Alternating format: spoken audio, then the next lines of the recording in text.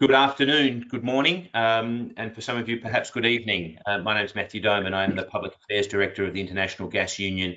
And thank you very much for joining us today in this webinar, the first in our webinar series for this year on the important role of gas in relation to economic development, be it in recovery from the impacts of the pandemic or sustaining and advancing economic development in an ongoing basis.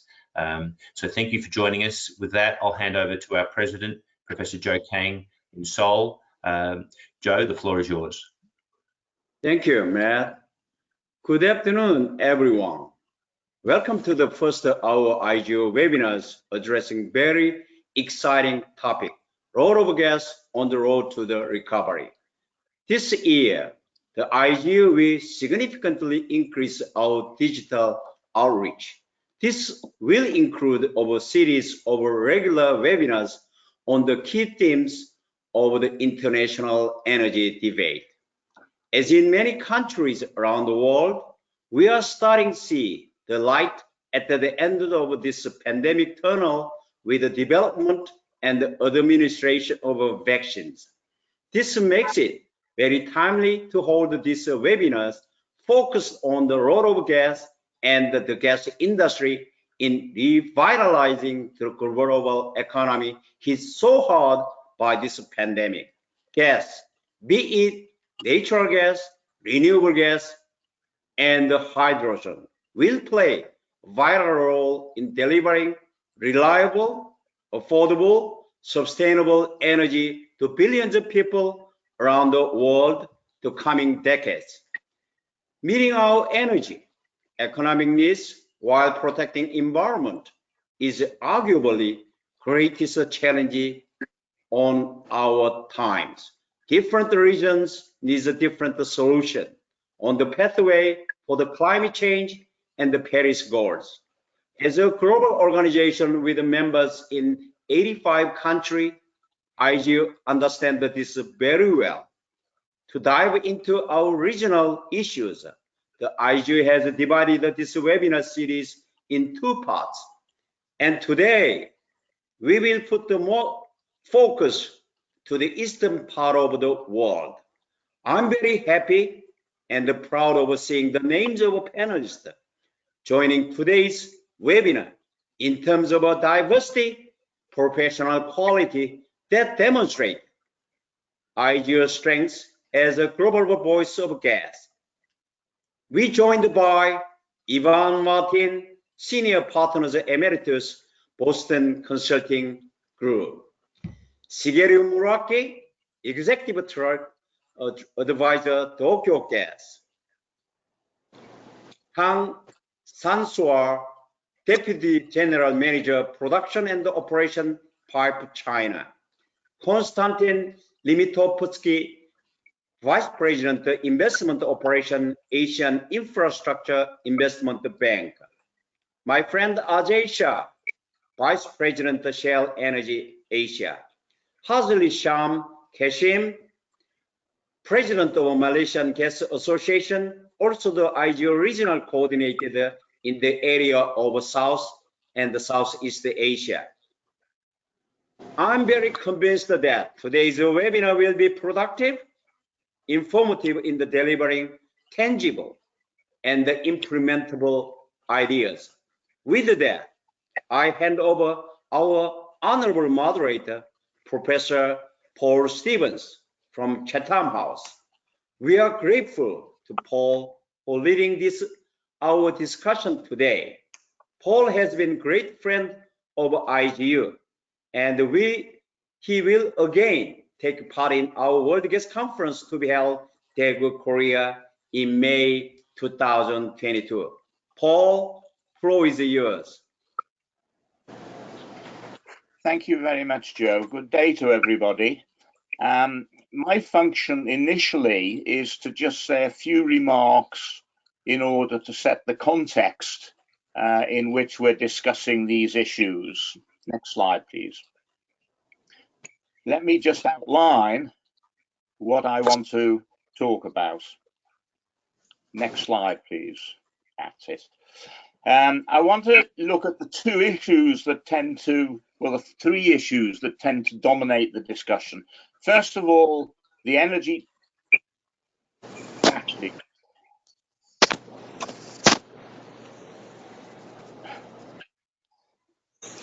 first of all, the energy transition and gas. Secondly, the COVID pandemic, then the stimulus packages. Let me start by looking at the energy transition. This is the switch from hydrocarbon molecules to electrons. In my opinion, and not just my opinion, the speed and depth of this transition is being underestimated by what I call the energy establishment, the IEA, OPEC Secretariat, and some of the large oil companies as well. They tend to argue that energy transitions are slow. And if you look at the history of energy transitions, and we have a lot of history to look at, by the way, some have been slow. So if you look at the top right-hand diagram, that's the United States between 1860 and 1900, and that transition took about 40 years. However, some of the transitions, especially the more recent ones, have been much faster.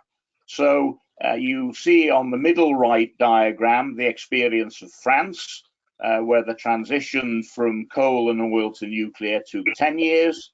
And then in the bottom right, you see the experience of the United Kingdom, switching from coal to renewables, which took actually 8 years. So some of the transitions can be fast, particularly when governments are involved. The questions on the role of gas in the transition are quite significant. There's a lot of discussion about gas as the bridging fuel or gas as a destination fuel. The argument is that you would go from coal to gas to renewables. But the problem with this argument has been the dramatic fall in the cost of renewables. Next slide, please, Matt.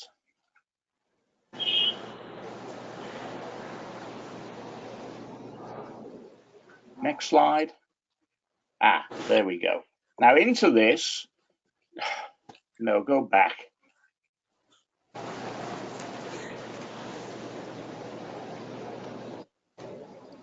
Into this, we have the impact of the COVID pandemic. And there are two schools of thought here. One is arguing that the pandemic will slow the transition, and the other school argues it will speed up the transition. A typical economist's issue, on the one hand this, on the other hand that. Why will it slow down the transition? Well, the argument goes that it creates political distractions away from climate change. So governments will be more concerned with managing the recessions and the consequences of the pandemic, and climate change will go down the agenda. At the same time, the global recession which has occurred as a result of the pandemic reduces spending on things like electric vehicles and solar. You also are seeing large budget deficits as a result of the stimulus packages, which will tend to increase the interest rates and therefore increase capital costs. Now, the other school of thought, and I have to say I'm more sympathetic to this one, says that the pandemic will speed up the transition. A key question here is the change in behavior we've seen. Is this a blip or is it a fundamental discontinuity? In particular, changes to working practices leading to reduced travel. And that implies less demand for oil, certainly. Question mark over demand.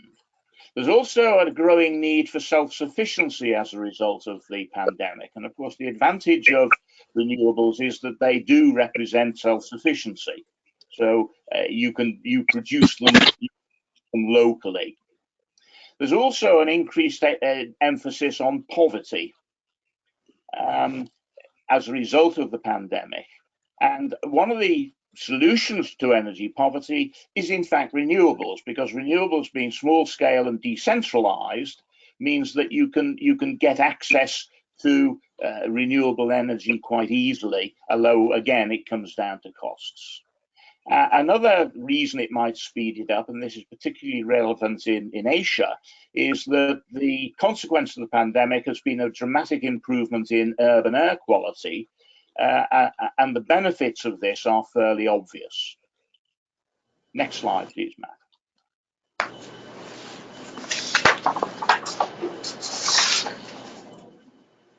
Now, into this context, we can talk about government stimulus packages. A lot of governments have spent a lot of money trying to offset the recession effects of the pandemic.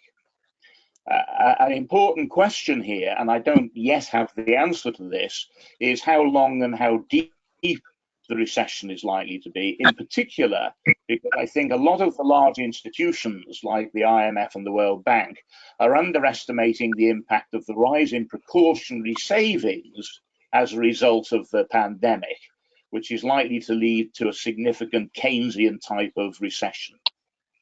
Now, the question arises, are there limits to how much governments can spend on this? In other words, are there limits to the size of budget deficits? Now, in actual fact, modern monetary theory suggests that there isn't a limit in this context. The old idea was if governments printed money, it would lead to hyperinflation. But if you're printing money in an economy that is not operating at full capacity, then inflation does not necessarily follow. A lot of these stimulus packages are allegedly green stimulus packages. The problem is nobody is quite clear what this actually means. What are the specifics of any green stimulus package? And if we are to come out of recession quickly, then we need fairly quick shovel-ready projects. It needs to happen quickly. It's no good if these projects are going to start developing over the next few years. If we're going to get out of a recession, we need it now. Next slide, please, Matt. A final issue I just want to address, and something we'll come back to during the discussion, is the regional dimension to this. One of the problems of talking about gas as opposed to oil is that you have very different regional contexts. And you can see this here from the difference in the regional gas prices, which is the diagram on the right-hand side. And I think it's probably useful in this context to make a distinction between the sort of the OECD countries and the emerging market economies. Can we go back to that slide, please? If we look at the difference between OECD and emerging market economies, then you can see very significant differences. One very important difference, which I'm going to emphasize, is that the emerging market economies are far more interested in economic growth. The OECD countries are more concerned about the environmental issues, but the emerging market economies, particularly those in Asia, are much more concerned about urban air quality, about economic growth being top of the agenda. Poverty and energy access are major issues. Also, the economies have limited flexibility. Could I have the last slide, please, Matt? The last slide, when it appears, shows you the different issues that we're hoping to cover in this panel discussion. We're not going to get through all of those questions. I wouldn't even attempt to, but there are a number of issues that need to be addressed. At that point, I'm going to stop. Matt, can you take over? I will. Can you then let each of the panelists have their 5 minutes? I'll do that, Paul. Thank you very much. So I will immediately pass to you, Ajay Shah, Vice President for Shell Energy Asia. Ajay, the floor is yours. Thank you, Matt. I hope you can hear me. Thank you to Professor Stevens. Thank you to the President of the IGU, Professor Kang. Thank you to the Malaysian Gas Association for hosting this event. My name is Ajay Shah. I'm the Vice President of Shell Energy Asia, which is our power and gas marketing and trading division for Asia. Matt, if you could go to the first slide, please. So Shell very recently launched its LNG Outlook for 2021. That's the 5th time we're publishing our LNG Outlook. If you tap LNG Outlook into any of your search engines, you'll find the full pack. Given the limited time today, I'm going to focus on 2 or 3 slides only and just run you through a couple of what I think are relevant items that we're discussing today. Matt, the next slide, please. So this is our usual cautionary note. I won't leave it on for too long. You can find it when you download the pack. Thanks. Next slide, please, Matt. So let me kick off with one of the most interesting slides I think we produced this year, which is this picture, this map of the world, and it's the countries that have made net zero emissions commitments. And what you'll see in dark green is the countries that made those commitments a little bit further back. But very interestingly, in 2020, we saw 3 countries added to that list. That was Japan, South Korea, and China. And together, these light green and dark green countries now represent something like half the world's population and about 25% of its GDP. And what's particularly significant of the 3 joiners is that they're all in Asia, but they're also in the top 10 of global emitters in terms of CO2. Now, of course, what does that mean for gas? Well, actually, a very pertinent example is there described on the right-hand side. So in South Korea, the 9th basic plan for electricity was launched in December 2020. And in recognizing the net zero emissions commitment, a number of elements came out there. So of course, at the bottom there, you see a significant increase in anticipated renewable capacity, up by 300%. But also at the top, you see a significant amount of planned coal-fired power to gas-fired power switching. And in addition to that, you see 6 of the coal-fired power plants that are currently in operation planned to be shut down. On top of that, what you see as well is a consequence of all of these actions is an estimate from the South Korean government of a reduction of PM 2.5, that's particulate matter at 2.5 microns, reducing by more than 50%. So a very significant subsidiary benefit, particularly of moving away from coal, is that you get a significant reduction in air quality emissions. Thanks, Matt. Next slide, please. So if I look at the overall energy system, and I start on the left-hand side of this chart, which is total energy demand. Now, of course, 2020 was a very significant year because of COVID, lots of economic slowdown in different parts of the world at different times. And so overall, what we see is that the 2040 outlook versus last year in total energy demand growth out in 2040 is around about 12% less than it was, than we anticipated a year ago. However, what continues to be a trend is the significant contribution of the growth in total energy demand being served by gas and renewables, 74% in this outlook this year.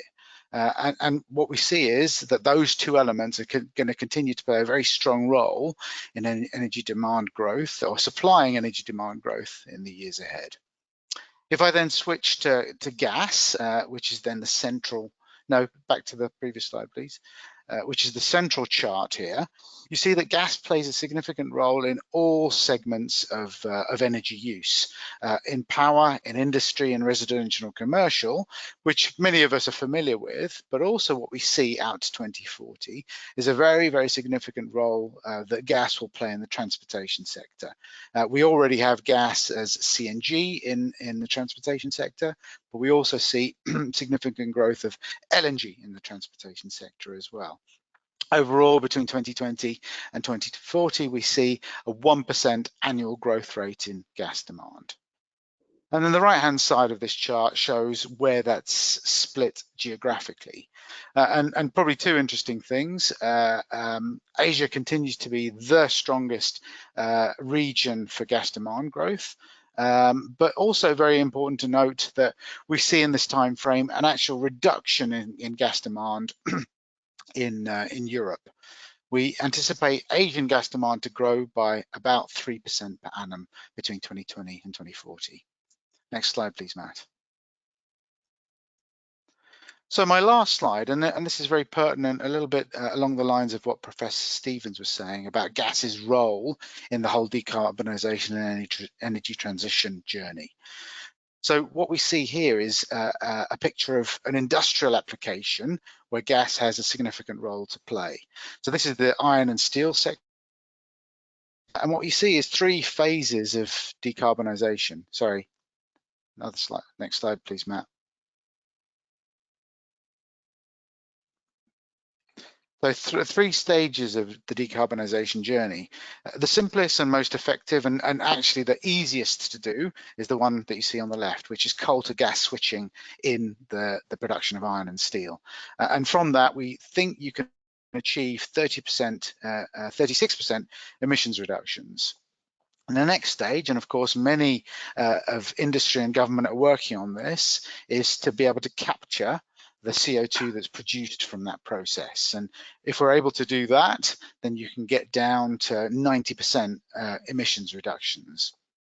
And the final step is to be able to use biogas, for example, which is in effect carbon neutral. And by that means you can get to 100% carbon CO2 reduction in an industrial process.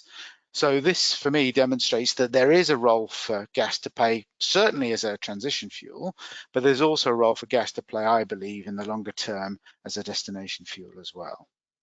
On the right-hand side of this chart, you do see something very specific. So this is the India picture. This is demand for energy in the industrial sector. And what I find always very striking is on the left, you see energy consumption by different sources, but look at how much CO2 emission comes from coal when you compare the energy utilization of coal. Remember, gas is up to 50% better in terms of a unit of energy produced, particularly in electricity, compared to coal. And you also, of course, have this subsidiary benefit of reducing particulate emissions. So those three slides are a small selection of the LNG outlook. I believe that they give a picture of both gas helping the recovery in the very short term, but also gas playing a role in the longer term energy transition. Thank you all. Thank you, Ajay. Thank you. I'll now pass immediately to Shigeru Muraki from Tokyo Gas, who's going to speak to us on ammonia and hydrogen and its role in this energy evolution. Sam, the floor is yours. Thank you, Matt, and thank you, President Kang. Good to see you, and thank you, Professor Stevens. Slide, please. Yeah, natural gas has been taking an important role for decarbonization, and this role can continue for at least 1 or 2 decades. But now global community is discussing carbon neutrality target by the middle of this century. In this challenge, the question is natural gas can continuously take key role or not. As described in this chart, and there are options for decarbonization in natural gas supply. Biogas and hydrogen into the gas pipeline network. Some of the European countries and Australia have plans to introduce hydrogen into the gas pipeline network.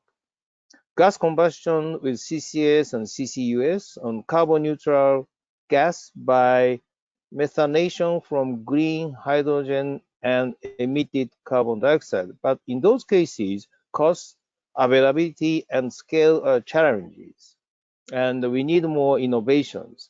And the final one is, this is a misprint, and it's a blue hydrogen and blue ammonia, sorry. The SMR of natural gas, steam reforming of natural gas with CCS, EOR, and CCUS. There are many potential sites produce and blue hydrogen and ammonia in the gas producing countries. Challenge is how to transport blue hydrogen for long distance over the ocean by liquid carriers. We find ammonia could be the best option because ammonia can be combusted directly without carbon dioxide emissions in the power generation such as coal power plant, gas turbines, solid oxide fuel cells, and industrial furnace and maritime diesel engines.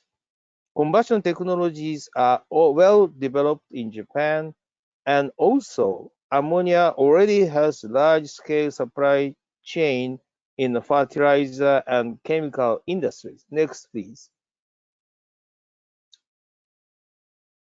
In Japan, we are working on the implementation plan of the fuel ammonia value chain. We'll start large-scale demonstration on the mixed combustion of ammonia into 1 gigawatt coal power plant from this year through 2023, then move to the implementation stage and plan the start of the commercial use of fuel ammonia in coal power plant in around 2026. We will expand use of fuel ammonia through gas turbines, including advanced combined cycle gas turbines and industrial furnaces and marine diesel engines. Maritime market is another high potential global market for fuel ammonia. On the supply side, we are looking at ammonia production from natural gas because of the cost required from the market. At the beginning, ammonia supplies are not real carbon-free or clean ammonia, and through 2020s, we are planning to realize blue ammonia supplies from North America, Australia, and Middle East countries. Green ammonia from renewable energies will come on stream in 2030s because of the high cost at this moment. But blue ammonia supply will make a significant share in the natural gas supply in 2030s and 2040s. That means the natural gas will maintain the position as the destination fuel in the future through this blue hydrogen and blue ammonia supplies. Thank you.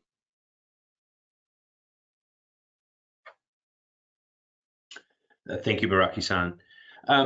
I'll now move to Konstantin Limitovskiy from the Asian Infrastructure Investment Bank, who will give us some perspective of the bank's view of the role of infrastructure and the importance of infrastructure and its interconnection with the gas sector and the broader economy. Konstantin, the floor is yours. Thank you, Matt.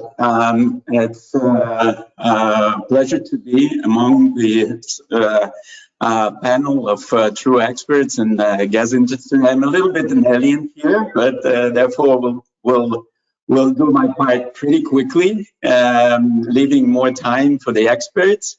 So yes, I'm Vice President responsible for the operations in Central, Eastern, West Asia, Middle Eastern, Africa, and Latin America, and Asian Infrastructure Investment Bank. And the Asian Infrastructure Investment Bank is a relatively new multilateral development bank.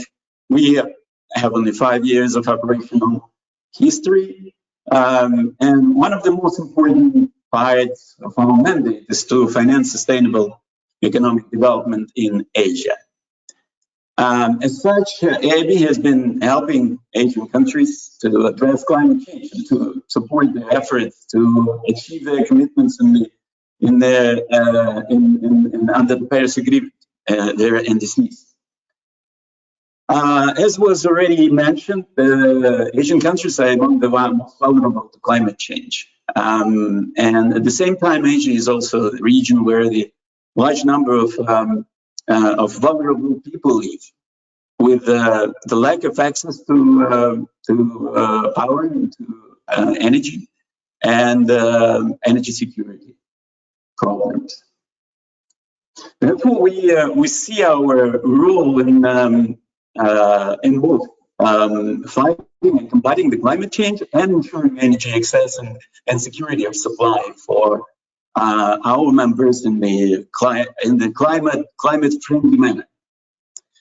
Last year, we adopted our corporate strategy, the first corporate strategy, where the financing green infrastructure is one of the top strategic priorities. To this end, we committed to reach a 50% share of climate finance in our portfolio within the 5-year period.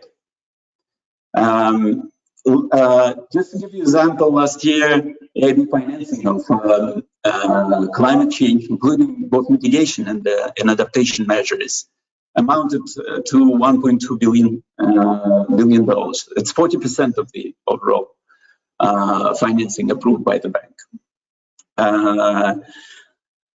We are pleased to see that international community is focused more and more on addressing the global challenges presented by climate change.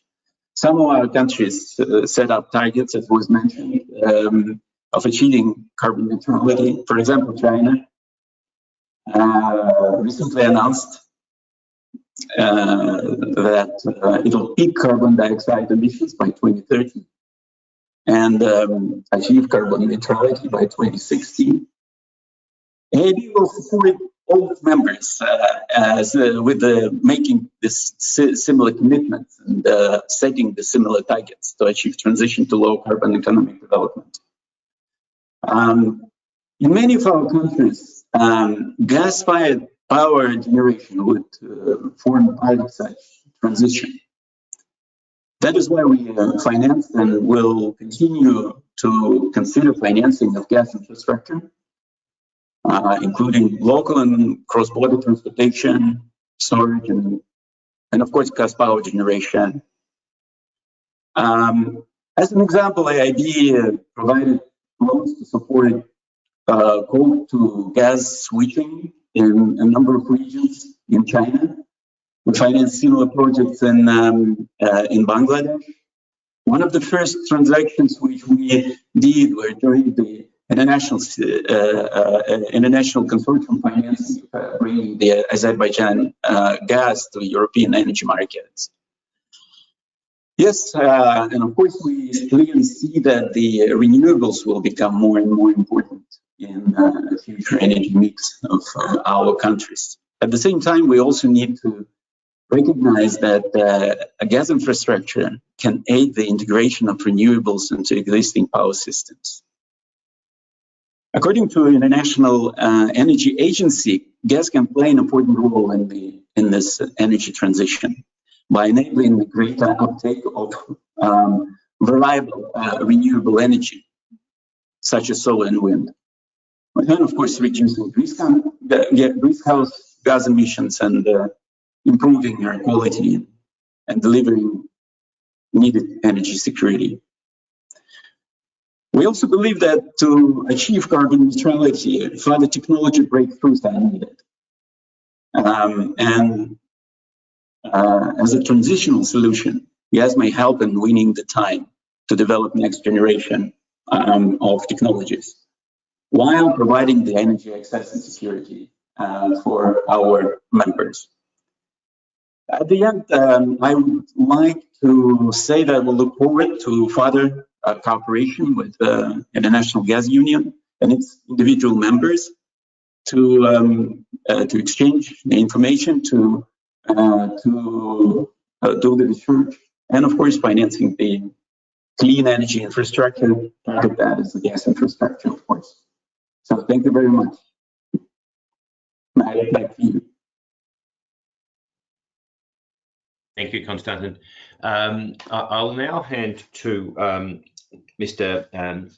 Tang Shanhua from PipeChina, who will give us our perspective on the Chinese gas market and its growth and some important projects that PipeChina is working upon.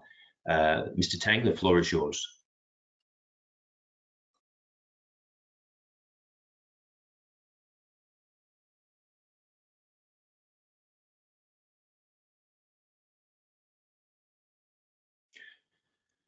Mr. Tang is unable to join by camera, but we had expected him to speak and be heard. Mr. Tang, can you join us? So we'll keep moving. We'll try again. We perhaps might move to Hazli from Malaysia, from the Malaysian Gas Association, and our regional coordinator, the IGU's regional coordinator for South and Southeast Asia. Hazli, could I ask you to step forward, please? Hi, Matt. Thank you. Good afternoon and good morning, Professor Kang, Professor Stevens, and all the fellow panelists. I think first of all, thank you for having me and Malaysian Gas Association to be on the webinar today. Of course, I'm also the regional coordinator for South and Southeast Asia, which is the home of about 30% of the world population, which is about 2 to 3 billion people. Both are expected to be the fastest growing region in terms of the energy demand. According to IEA, India will see the largest increase in energy demand compared to any countries across in all the scenarios by 2040. And for ASEAN, the total primary energy supply is expected to double in about 20 years' time. The priorities for both regions, South Asia and Southeast Asia, are the same. Is more on energy access and energy affordability, while it's trying to balance the energy trilemma. Many in the region, for example, in ASEAN, still lacking access to clean energy. For example, in 2013, in ASEAN, nearly 30 million people are still without access to electricity. That is about the population of Malaysia. In the same year, in 2018, it is estimated about 220 million people do not have access to clean cooking in ASEAN. That is about the population of Brazil. In Southeast Asian country also, we faces a lot of geographical challenges because we have, especially in Indonesia, more than the total about 20,000 islands. So imagine how do we do that? That's why this one, I guess what Professor Stevens said earlier is really apt. For example, that renewable allow, I guess, some of these islands to have their own community generation. For Southeast Asian countries, so far, we're trying to work together on this energy front through the G2G collaboration. For the energy, the ASEAN has formed what they call ASEAN Plan of Action for Energy Cooperation, or APAEC. Under this APAEC, one of the things that I've been working on is on TAGP, Trans-ASEAN Gas Pipeline, which currently has about more than 3,600 kilometers, which is the same distance to travel by road from Kuala Lumpur to Dhaka in Bangladesh. So far, the ministers in ASEAN countries have emphasized the continuing role of gas for the region's cleaner energy future and the need to continue the pursuit of a common gas market in ASEAN by enhancing the connectivity of gas through pipe gas and through LNG. We also in the region trying to expand a lot of this gas infrastructure, mainly the regas terminal. I think the APAEC phase 1 was from 1999 to 2004. As far as the regas infrastructure, he has doubled since that time. Currently, the RGT in 5 countries ASEAN has a total capacity about 39 MTPA. The region is also working and playing with and testing the virtual pipeline system. I know in my own country, Malaysia, we have started micro LNG many years ago, but now, at least in the peninsular part of Malaysia, we are working on the main VPS using LNG. LNG bunkering, 2 countries, Malaysia and Indonesia, have started the LNG bunkering, I think sometimes last year, which provide the marine fuel. As far as the infrastructure, they are still proceeding despite the pandemic, maybe some delays in countries like Philippines. But in the near future, by 2022, 2024, will be additional of 12 MTPA of RGT, regas terminal capacity. But by 2024, it will grow. Sorry, by 2030, it will grow until about 21 MTPA. The gas to power project, I know one of our member country connected with MGA about 2 weeks ago in Timor-Leste. They wanted to work on, building a regas terminal and gas power plant. They are asking for financing, they're asking for technical help. I think those are the things that association like MGA and IGU can help the member countries. ASEAN, for example, like I said earlier, we stress the importance of regional collaboration, in particular the government support. In Malaysia itself, for example, the gas industry contributed. Sorry, a lot of echo. The gas industry contributed about 80,000 jobs and bring more than $30 billion to the wider economy annually. We strongly believe association plays important role to realize the government aspiration. For Malaysian front is that we supporting the government on national energy policy and on the national gas roadmap. So we're working very closely with the government. For Malaysia, inshallah, this year they're going to announce something on the new national energy policy. The ASEAN Outlook, which was published in Q4 2020, unfortunately still relies too much on coal as a base load for the energy even going to 2040. Coal today commands more than 40% of power generation in ASEAN, and this level is expected to maintain going into 2040. To put into perspective, in 2005, the coal contributed only 27% to the primary energy supply. So I know Konstantin is from the bank. So in the future, that could be a problem for this region to secure financing for coal and to secure insurance for the new coal projects. I hope the bank, like the one that Konstantin is from, will still finance the gas projects moving forward. And we as an association, I know I said to many times that we should regularly engage the regional policymakers in order to promote gas as a fuel. To me, it's not a bridging fuel. It's not just a destination fuel. It is a complementary fuel that will stay for many years to come. Thank you. Thank you, Hasley, and some interesting comments there that we'll come back to in our discussion. I'll now introduce Mr. Tang from PipeChina, and I think now, just one moment.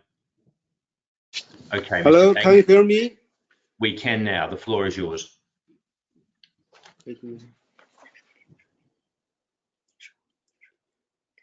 Go ahead, hello. Please. Hello, yes. Okay. Good afternoon, everybody. It's Tang Shanhua, PipeChina from Beijing, China. Thank you for the invitation from IGU. Thank you, Professor Stevens. So what I want to talk with each other is include three parts. The first, global GDP and natural gas consumption. According to the data from IMF, the global GDP in 2020 decreased 3.5% compared to the previous year. And his and IEA data shows that global gas consumption decreased 4.6% compared to the previous year. The global economic downturn with widespread impact of the COVID pandemic across the continent impacted our gas industry greatly. The good sign is that the predicted global GDP in 2021 will increase 5.5% compared to the 2020, and the global gas consumption will increase 2.8% compared to the last year. The second, the situation in China. China is the only major economic entity with positive economic growth in the world. According to the Chinese National Bureau of Statistics, the GDP of China in 2020 increased 2.3% compared to the previous year. In the year 2021, the predicted GDP will increase by 6% compared to the previous year. And the gas consumption will increase by 8.8% compared to the last year. And the perspective of energy development in China. As a national strategy, China's carbon emission is aimed to reach its peak in the year 2030 and achieve carbon neutral by the year 2060. In terms of forecasting energy consumption, China is predicted to reach a petroleum consumption peak plateau period around the year 2025, whereas our gas demand will reach its consumption peak plateau period around the year 2040. The third part is about PipeChina's action plan. The first, PipeChina will establish an efficient national network. The second is open the pipeline capacities, LNG terminals, and underground storage facilities to boost the utility and contribute to the economic recovery. And there is one pipeline we call China-Russia East Natural Gas Pipeline. The project of the China-Russia Pipeline, East Pipeline, allowing gas from the Siberia system in Russia to be transmitted to northern China, which aims to help improve air quality in the region, where China's steel making capacity is located by adding 27 million cubic meters gas supply per day. The project also promotes economic development alongside the Rust Belt areas in China. The northern part of the China-Russia East Gas Pipeline started operation in December 2019 and has transmitted nearly 4 billion cubic meter gas. The southern portion started in July 2020, extending the route to Shanhua in eastern China, which is going to complete by 2027. At that time, I mean, the design capacity will be achieved. It's the design capacity is over than about 14 billion cubic meter gas per year. So that's what. Thank you. Thank you, Mr. Tang. It's certainly a project that will have a tremendous impact on economic development. To conclude this section, I'll now pass to Iván Martén from BCG, who joins us from Madrid. Iván, the floor is yours.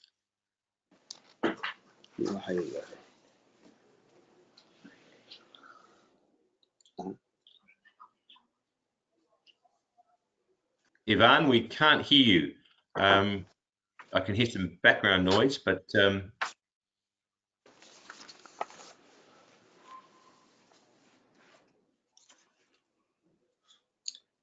just one moment. Yes. Okay, there we got you. Thank you. Good. So first of all, I would like to congratulate IGU for the role it's playing in promoting and educating society about gas, and especially about the role that gas can play on the road to recovery and for responsible growth. I believe that a fully sustainable economic recovery should be a recovery that lowers global carbon intensity. And gas, I believe, is going to play a central role in helping Asian countries to achieve recovery, but more importantly, to achieve a responsible growth. Gas resources provide attractive opportunities for both countries and companies in three main areas. The first one is power generation. Gas-fired generation improves the reliability of the power system and brings cost-competitive electricity to all households and industries. Especially in Asia, there is a clear need to use gas in the near term to drive coal out of power generation and also in industry. It is virtually impossible to meet the well below 2 degrees with the scale of coal currently used and under development in Asia and in the rest of the world. The second area is industrial development. gas is a reliable feedstock for energy-intensive industries like petchems, fertilizer, and aluminium, and can facilitate the development of local industrial sectors by leveraging these competitive resources. Gas can also enable immediate industrial decarbonization at least cost through blue hydrogen, CCUS, in other applications, and the new and more efficient process technologies like DRI for steel production. And finally, the third level is exports. Countries can monetize the gas resources by finding routes into premium markets, either via LNG or pipe. So for countries with significant gas resources, there is an opportunity to develop a presence in multiple gas-related industry. Two good examples on how to monetize gas resources are Trinidad and Tobago and the US. Trinidad and Tobago, in the absence of large-scale power consumption from natural gas, has developed a very successful petchem industry. In the US, the massive shale boom has led to a resurgence in the ethane industry. Ethane, the lightest natural gas liquids, is now the most important feedstock for the Gulf Coast petchem sector. In the case of the gas importing countries, developing LNG imports can play an important role in reducing the expensive or more polluting fuels. With decarbonization efforts gathering pace globally, this is a crucial point as gas, compared to coal, significantly reduce CO2 footprint, improving the air quality and mitigating CO2-related health issues that are really important in many countries. But gas development requires massive investments, especially in the case of LNG projects. I mean, location will matter on this cost breakdown, but as a rule of thumb, the required investment in liquefaction assets can be between $1 and $1.5 billion per million ton of capacity. However, this investment, unfortunately, often creates multiplier effects in local economy activities. And with local content rules in most Asian countries, domestic manufacturing and labor are going to be beneficiaries of these large-scale investment projects. To conclude, gas will play different roles in different regions based on political beliefs, environmentalist pressures, but it is clear that we will need gas in the coming years to support the development of our economies, to support the development of renewable energy and ensure reliability. So as a previous speaker said, I mean, gas is going to be a complementary fuel. Second, to decarbonize hard to decarbonize mobility, heavy trucks and ships. And finally, as a feedstock for petchems and the production of products that are vital for our day-to-day lives, as we have seen recently during the pandemic. So gas and green gases are a needed source of energy and should be in our energy mix for the many years while we develop decarbonized solutions. Thank you, Iván. Thank you very much. I'll now hand back to Paul, Professor Stevens. We have around 15 minutes left in our webinar this evening, this afternoon, and this morning. And so we'll move to that discussion now. Paul, I'll let you kick us off. If you unmute. Let me have one question. Paul? Yes. Paul? Yeah, go ahead, Mr. President. Yeah. My question for the Konstantin, the recently European Bank for the Reconstruction and Investment advised the World Bank stop the financing in the gas infrastructure. Asia Infrastructure Investment Bank is a key role and play out the investing infrastructure. So how are you gonna financing strategy in the bank is very important, the growth of the gas industry. So how are you gonna play out your strategy in the Asian region?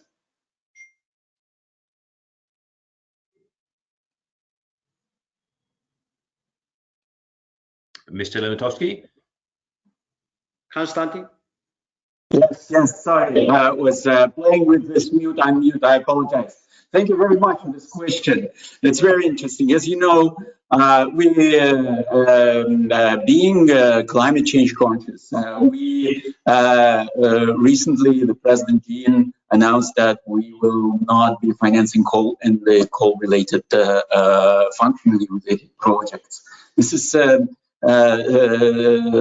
something strong, and we continuing, and we'll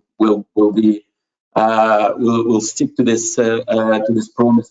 Although the gas infrastructure and gas we see as a transition fuel, and we see that for a lot of our members there is no other way but to rely on gas as the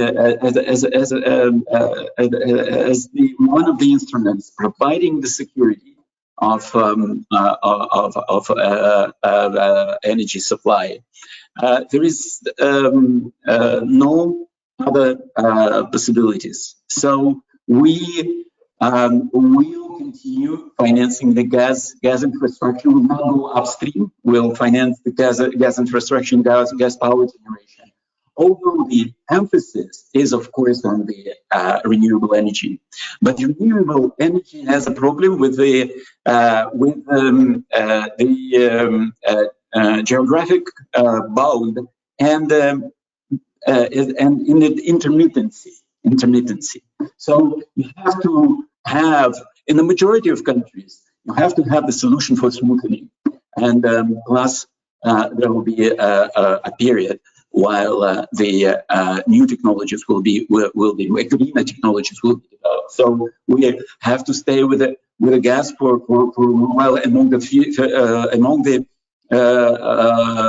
fossil fuels. This is the cleanest energy. So we committed to further supporting gas infrastructure and the power generations alongside the development of the renewables. Thank you very much. Thank you.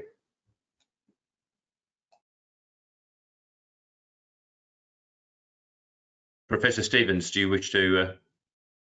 No. Okay. So look, I think I'll moderate the remaining of the questions with pleasure and interest. One of the questions we have coming in on the question line from Louis Sharon is for you, I think Ajay Shah, and looking at the LNG supply. He asks, is China's massive demand for gas alone sufficient to absorb the expansion in LNG supply?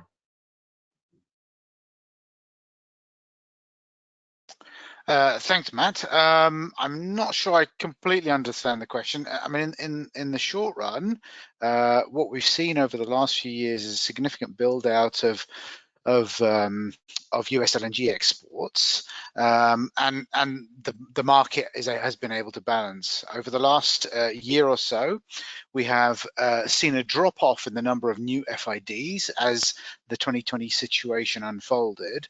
And so I think it's yet to be seen how that will play out in the years ahead. I think for me, the most important piece of this topic is really about China switching from coal to gas and how that has driven significant increases in demand for gas in China. And in particular, it's a matter of three elements. It's not just about LNG, it's also significantly increasing domestic gas production. Mr. Tang from PipeChina also described an opening up of the infrastructure, making the space more competitive, and also imports from countries around China. So I see it as a real positive for gas, and a story of how gas is perceived to be a real fuel for the future. Thank you, Ajay.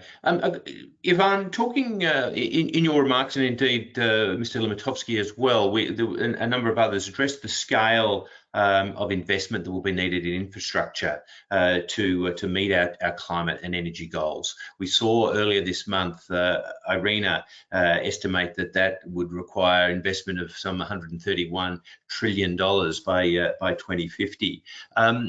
Iván, what's your view on the scale of investment required to achieve these both climate and energy goals?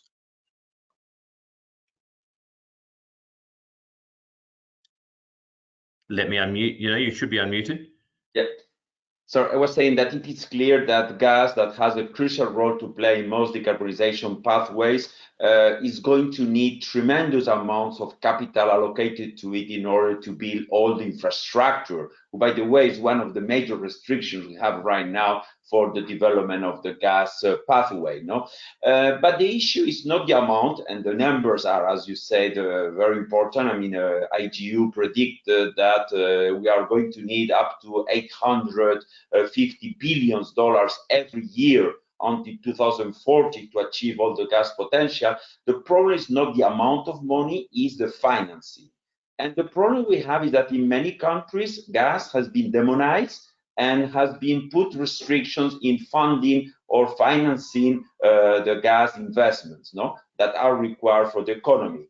The good news is one of the regions that have been much more fundamentalist against gas, with the European Union, has changed recently. And in fact, yesterday it was announced that Brussels is considering classifying gas as a partially sustainable technology under its landmark green labeling program, the taxonomy for sustainable finance, and therefore in the new draft legal text that the European Commission is preparing, gas will be allowed for investment through this green financing program. So that is very good news. But for me, the problem is not the amount of investment, is how to make sure we have access to finance, and whether shareholders, institutional investors have a view that financing in hydrocarbon that will not dirty their portfolio.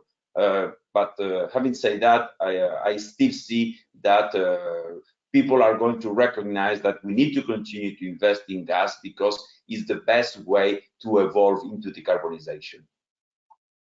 Do you have a view on what the industry itself can do and how we can participate in the discussion around some of these issues, and specifically the way the finance sector is looking at our industry? How would you comment on our engagement with that sector and our engagement with policymakers on this important issue?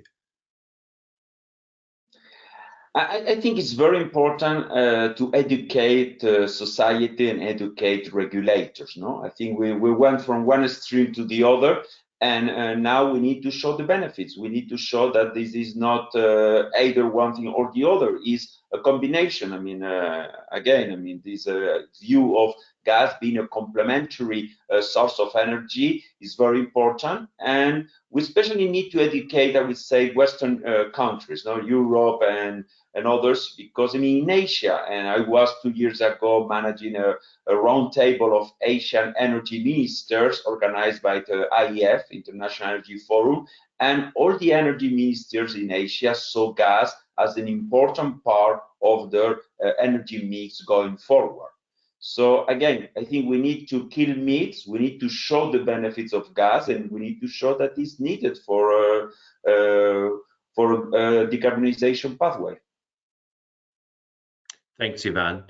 Hasley, on that important point of the role of gas in sustaining economic development and growth, there was a Malaysian study in last year that had some interesting reflections on that space. Could you tell us a bit about that?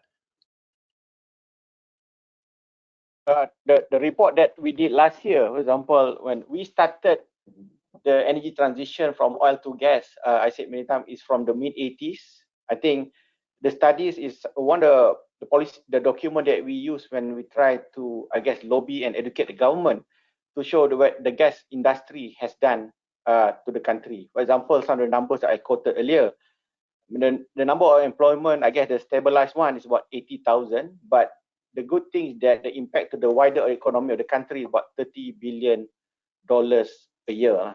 I think, and over these many years, I think it also recognized that some of the policy decision that the country made earlier to build, for example, the PGU Peninsular Gas Utilization Pipeline, that is a very worthwhile investment. That is how we accelerate, I guess, the gas demand on the western part of the country. But it takes about 10 years for it to reach 600 to 700 million scf per day.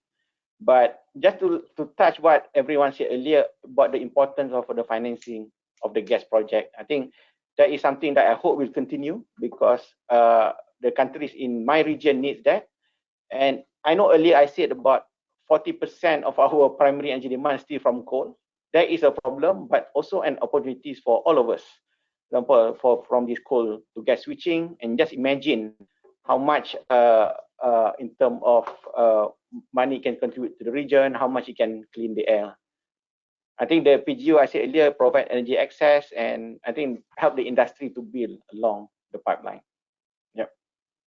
And I think another point that came through in that study was just the importance of reliable and affordable energy in sustaining economic activity, in sustaining communities, and enabling people in communities to pursue their economic ambitions. We just have a question, and keeping an eye on our time as well, from Mr. Bonsai Delvi in relation. This is a question for you, Muraki-san, around green and blue ammonia. Briefly, if you could give an explanation of the difference there, but also importantly, which one do you expect to have the bigger growth potential? It's a blue ammonia. It's from the fossil fuel, particularly from natural gas, with the CCS and EOR. In case of ammonia production, a lot of carbon dioxide is emitted from the process. However, no carbon in the fuel. So once that we can take all the carbon dioxide emissions from the process and store, that fuel becomes clean. And green ammonia, of course, and the renewable energies, and produce an electricity, and electrolyzer produce an hydrogen and nitrogen in the air can produce clean green ammonia. But at this moment, the blue ammonia, the cost is still expensive than LNG, probably $14–15 per million BTU. However, that can be reduced, and it could be comparable considering some carbon pricing. But the green ammonia, because of the scale is relatively small, at this moment is more expensive, 1 or 1.5 times or 2 times of the blue ammonia. However, scalable market can create a scalable project, can reduce the cost of the production of the renewables, and particularly the production of hydrogen from renewables and by electrolyzers. And in 1 decade, or probably sometime in the 30s, green hydrogen and green ammonia will be competitive in the market. And the advantage of the green hydrogen ammonia is that cost or price of the fuel is very stable. So upfront investment is very large, but operational cost is very low. So it's not linked to the oil, it's not linked to the natural gas. It's a stable cost and supply. That is an advantage, but still the cost is expensive. So we have a challenge, how to reduce the cost with the scalable market. Thank you, Muraki-san. It's been a very interesting discussion. We've heard a wide range of views and importantly, a wide range of perspectives throughout the broader Asian and Australasian region. Professor Stevens, did you wish to summarize our conversation or make any final remarks?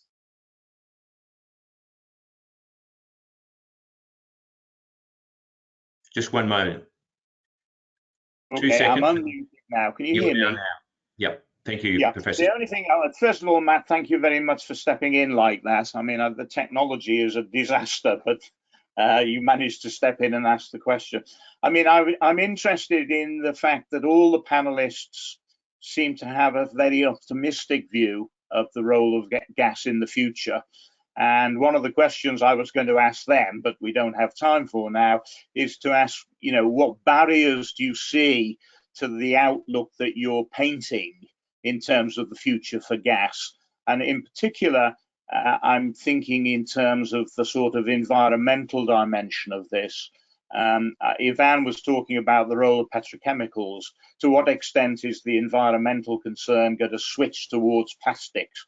Has plastic become the new tobacco, for example? But I was struck by the optimism that all the panelists had for the future of gas. And I think you're quite right to highlight the interplay of a whole range of issues that impact upon the energy sector and indeed our impact upon so many other sectors of the international economy and indeed communities in which people live right around the world. The IGU will continue this discussion in an ongoing basis throughout this year, both in terms of the content that we'll produce through our flagship reports on the gas sector, the broad gas sector, inclusive of hydrogen and renewable gas. We'll have some new content to share with you, which we're quite excited about as well. And this webinar series will continue. As the next slide highlights, the second in this series of if we could move to the next slide, please. In the next in this series on the role of gas in the economic recovery will be held focus on the Western Hemisphere, Europe, the Americas, and Africa on Thursday, the 8th of April. We would thank you for joining us this afternoon. I hope it's been an interesting discussion. We will make the entire webinar available on replay on our website in coming days. We hope that you may seek to revisit it or share it with colleagues. We hope that you might join us in 2 weeks' time for the second part of this discussion. I'd also like to highlight and again thank all of our panelists for joining us this afternoon. It's truly been an international gathering. We thank you for being part of it. We look forward to our ongoing digital activity throughout the year and in the run-up to our World Gas Conference in Daegu, Korea in May next year. So on that note, we'll end today's proceedings. Thank you for joining us, and we look forward to speaking again with you soon. Thank you very much.